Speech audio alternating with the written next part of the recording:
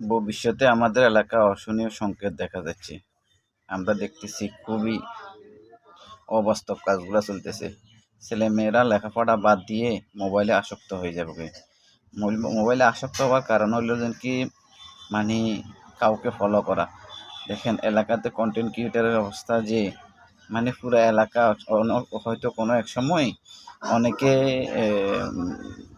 মানে জাতীয় মিডিয়ায় এটা প্রচার হতে পারে যে এই এলাকার নামে কন্টেন্ট ক্রিয়েটার এলাকা হয়ে যেতে পারে।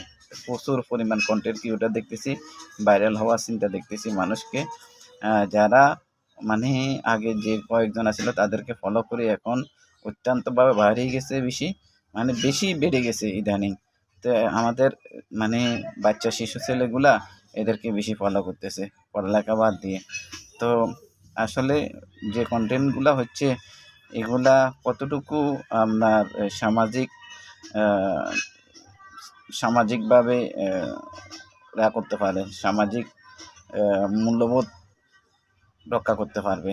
তো এই কন্টেন্টগুলা যদি সামাজিক মূল্যবোধ রক্ষা করতে পারে তাহলে হয়তো ছেলেমেয়েরা তাদের ভবিষ্যৎ ভালো দিকে যাবে। আর যদি এটা সামাজিক অবক্ষয় তৈরি করে, ঠিক আছে, আর বিশেষ করে শরিয়ার যে আইনটা এটা যদি ফলো না করে, হয়তো এলাকা কোনো এক সময় অন্যদিকে চলে যেতে পারে, যেটা মুখে প্রকাশ করা যাচ্ছে না।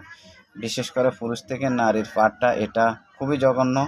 এই পুরুষ থেকে নারীর পাঠটা এটা অবশ্যই পুরুষকে নারী বানানো, এটা অবশ্যই প্রতিরোধ করতে হবে। এটা থেকে ফিরে আসতে হবে। পুরুষ থেকে নারীর যে পাঠটা, ঠিক আছে, এটাকে বলা হয় আরবিতে এটাকে যেটা বলা হয়, যেটা হলো কি, এটা জঘন্যতম, ঠিক আছে। একজন পুরুষ নারী হওয়া এটা জঘন্যতম, সে যেই হোক, ঠিক আছে। আমরা এটা নিয়ে কথা বলতে হবে, ঠিক আছে।